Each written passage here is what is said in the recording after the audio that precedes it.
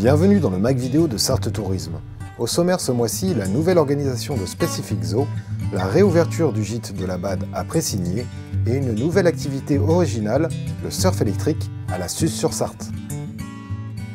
Le parc animalier Specific Zoo Aspet a pu rouvrir le 16 mai dernier grâce à la mise en place d'un protocole sanitaire important.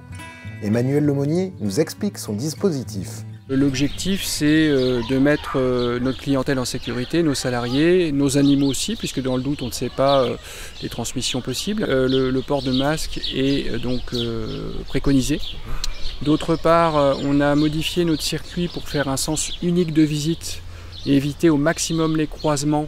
On a mis du gel hydroalcoolique sur des points stratégiques de façon à ce qu'on puisse respecter au mieux les gestes barrières.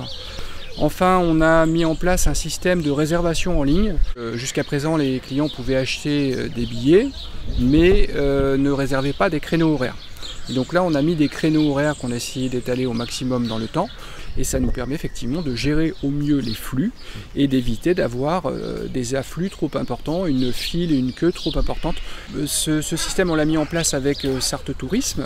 Donc Jocelyn nous a aidés pour paramétrer les choses. C'est un échange régulier et c'est vraiment un outil qu'on trouve nous efficace et qui peut certainement être utilisé par d'autres professionnels du tourisme pour sécuriser au maximum la visite. Et aussi en termes de gestion du personnel, pour nous c'est mieux parce que ça nous permet d'anticiper nos besoins par rapport aux saisonniers, aux personnes présentes, etc. Donc c'est un outil efficace.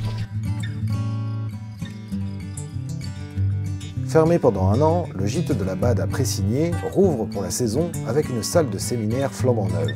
Monique Guillet nous en fait la visite. Je trouve que dans cette maison, il y a vraiment des ondes positives. Je me suis toujours sentie très bien. Elle fait 400 mètres carrés cette maison, donc cette chambre sur 200 mètres carrés en fait. Vous voyez comme il y a de la place.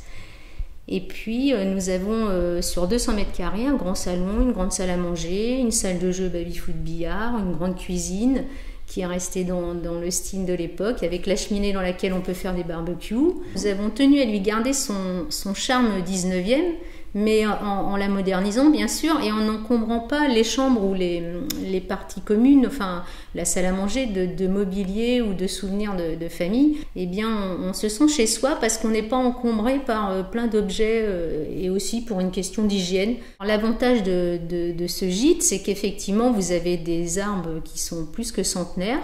Vous avez dû être pourpre, vous avez du charme, vous avez du chêne, du tilleul. Donc imaginez l'été lorsqu'il fait quand même assez chaud ces dernières années. Vous êtes sous les feuillages et il y a toujours une fraîcheur sous les feuillages.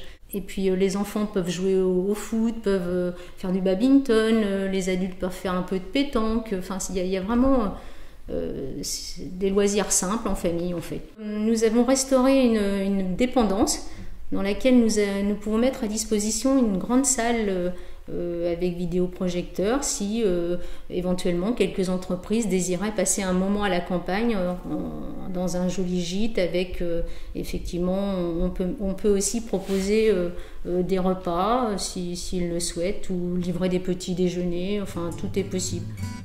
Après les paddles et les canoës, la base de loisirs Aventure Nautique nous propose de voler au-dessus de l'eau avec le surf électrique. Une activité insolite sur la rivière, disponible dès la mi-juin au port de la Suze-sur-Sarthe. Au début, on peut commencer allongé, on peut aussi commencer à genoux. Rapidement, on se met debout et la machine est gérée avec une télécommande. Donc à la main, on accélère et on décélère. Ça peut aller à environ 30 km/h. Quand la planche est au contact de l'eau, on est comme sur un surf traditionnel, on entend l'eau et on a les petits clapots sur la planche. On a cette sensation d'accélération et à un moment donné, on sent un peu comme une bosse, on monte, enfin la planche a envie de monter et là, c'est là où ça devient amusant. En fait, il faut gérer le foil en dessous.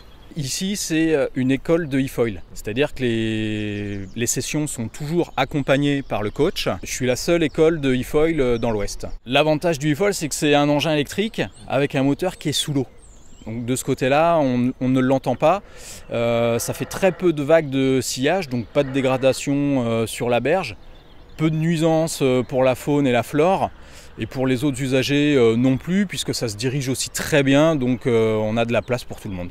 Sur ce projet, j'ai été accompagné par la région, le département, la communauté de communes et la commune sur différents aspects, que ce soit au niveau financier, administratif pour avoir les autorisations de naviguer et de pratiquer aussi cette activité sur la rivière. Sarthe Tourisme m'a accompagné sur ce projet. Ils ont permis de fluidifier les contacts entre tous les acteurs territoriaux. Fin du MAC vidéo. Rendez-vous le mois prochain pour de nouvelles infos touristiques.